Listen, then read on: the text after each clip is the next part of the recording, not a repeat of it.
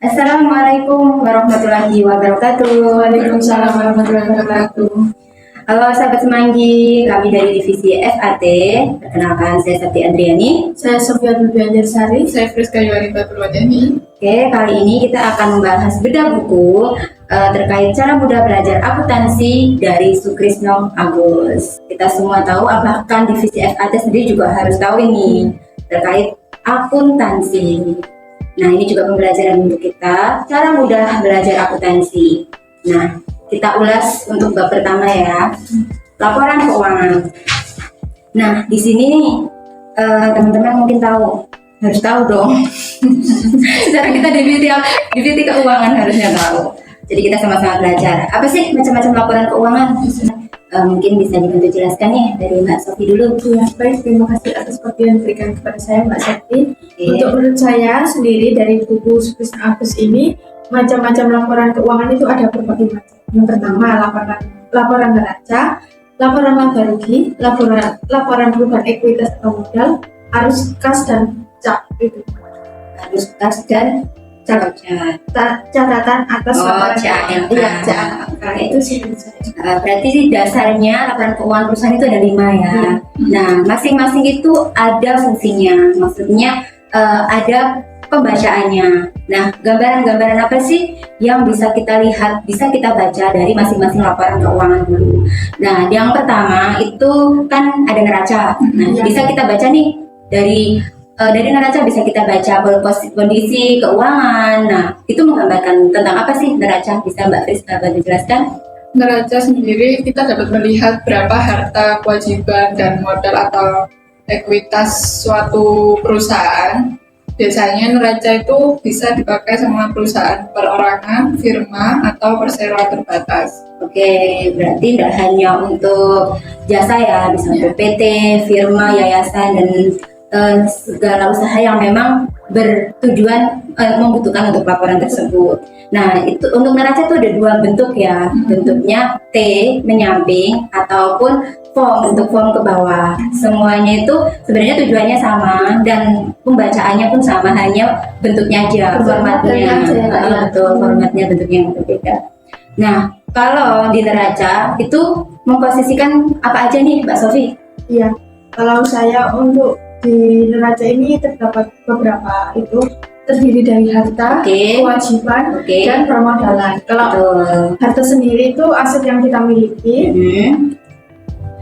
harta aset lancar, harta aset tetap, dan harta aset yang tidak terwujud, dan aset yang mungkin bisa yang dipunyai asetnya lain-lain yang oleh dimiliki perusahaan tersebut. Untuk kewajiban sendiri itu ada kewajiban lancar dan jangka pendek dan juga jangka panjang. Kalau ekuitas sendiri itu yang biasanya contohnya itu modal disetor, laba rugi ditahan itu. Oke, nah dari itu kita bisa mengambil kesimpulan ya bahwa tujuannya neraca, maksudnya penggambaran neraca itu adalah kata lain dari posisi keuangan. Jadi kita bisa melihat harta dari perusahaan itu tersebut, dari usaha kita itu dari posisi keuangan ini. Harta kita berapa sih, hutang kita berapa sih, mampu atau enggak kita dalam melunasi dalam keuntungan kita selama beberapa periode. Nah, itu melalui laporan posisi keuangan atau neraca. Nah, tadi sudah dijelaskan sama Mbak Sofi ada 5 kan ya. Ini kita baru menjelaskan neraca. Terus yang kedua ada laba rugi. Nah, untuk laba rugi bisa Mbak Sofi juga jelaskan gimana untuk laba rugi itu penggambarannya gimana, dan bentuknya laba rugi juga ada ya. Bentuknya ada 2, ada multiple dan sama single step. Oke, bisa Mbak Sofi jelaskan? Baik, untuk menurut saya laba rugi ini menjelaskan laporan keuangan laba atau ruginya sebuah perusahaan. Untuk single step model single step sendiri itu biasanya dibuat oleh perusahaan yang bersifat jasa. Kalau yang multiple ini itu dagang dan manufaktur. Untuk SKI ini kan itu ya Kak ya, perusahaan manufaktur ya. Ini berarti kita perusahaan ini SKI ini menggunakan formatnya itu multiple step. Itu. Oke, benar sekali.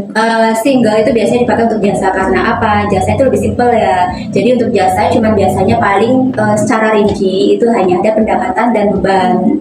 Jadi tidak perlu menghitung HPP, tidak ada paling beban pun ada memang kan, beban penjualan secara dari mungkin beban yang menunjang penjualan, promosi atau administrasi umum dan gitu. Sama sebenarnya dengan manufaktur maupun dagang, yang membedakan hanyalah lebih detail aja karena memang perlu ada perhitungan untuk HPP-nya. Kalau untuk manufaktur, kalau dagang kan juga perlu menghitung harga belinya. Sama sih HPP, cuman kalau pedagang kan nggak ada proses produksi. Tapi kalau manufaktur kan perlu adanya perhitungan proses biaya untuk produksi. Oke, itu untuk laba rugi ya. Nah, selanjutnya masih ada ini yang berarti laba rugi kita bisa mengambil kesimpulan ya, itu adalah laporan untuk kita melihat berapa sih keuntungan usaha kita di periode tersebut. Bisa bulanan ataupun tahunan. Nah, selanjutnya ada nih yang ketiga, ada perubahan modal atau perubahan ekuitas. Bisa Mbak Friska jelaskan kalau untuk laporan ini? Laporan perubahan modal ekuitas atau modal itu biasanya dipakai di perusahaan perorangan dan firma. Biasanya itu disebut dengan laporan perubahan modal. Nah, terima kasih Mbak Friska. Jadi laporan perubahan modal itu adalah penggambaran untuk kita mengetahui saldo modal awal dan modal akhirnya. Jadi kita tahu nih di awal periode tersebut modal kita ada peningkatan ataupun penurunan. Nah, di perubahan ekuitas ini juga biasanya itu juga tercantum ada nggak sih pengambilan untuk pribadi dari owner sendiri, yaitu beban priv itu. Nah, itu untuk laporan perubahan ekuitas. Ada juga untuk arus kas. Nah, arus kas ini lebih detail ya, maksudnya memang kita harus tahu secara kondisi keluar masuknya uang. Jadi jangan heran kalau ternyata kok keuangan terlalu posesif sih, maksudnya over sih, gini-gini diminta detail, gini-gini ditanyain dari mana ya, memang itu tugas seorang keuangan. Nah, kalau arus kas sendiri mungkin saya juga bisa menjelaskan. Nah, arus kas itu sama juga diartikan cash flow ya, jadi masuk atau keluarnya kas. Nah, di sini kita bisa melihat laporannya dari segi operasional perusahaan, pendanaan dan investasi. Jadi untuk arus kas sendiri juga ada indirect model, bentuknya formatnya ya, indirect dan direct metodenya. Nah, kalau direct itu lebih langsung, memang tidak detail ya kalau secara arus kas, tapi penggambarannya biasanya itu penggambaran yang penting bisa dibaca. Tapi kalau indirect itu lebih tidak langsung, jadi detail untuk secara perinciannya. Nah, ini juga semuanya secara pelaporan itu ada fungsinya masing-masing. Kita semua bahkan di divisi keuangan harus tahu terkait pelaporan ini. Nah, ada nih yang terakhir, CALK. Apa itu Mbak Friska? CALK, catatan atas laporan keuangan. Betul sekali, catatan atas laporan keuangan. Nah, di CALK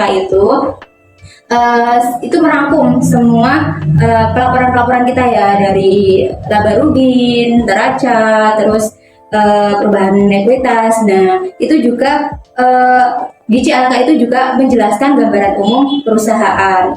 Dari CLK itu kita bisa mengambil kebijakan akuntansinya seperti apa, terus penjelasan dari neraca, laporan, itu laba ruginya bisa ya? Bisa sekali. Nah, itu sih ada yang ditambahkan atau enggak ini Mbak Frika sama Mbak Sofi? Saya rasa juga. Oke, kita gimana ya? Keuangan itu adalah jantung sebuah perusahaan, benar ya? benar. Jadi kalau usaha tanpa adanya dasar pemahaman terkait keuangan itu terasa nggak bisa bernafas. Jadi kita nggak bisa mengetahui bagaimana gitu ya Kak? Abu-abu, tidak ada titik cerahnya kayak gitu.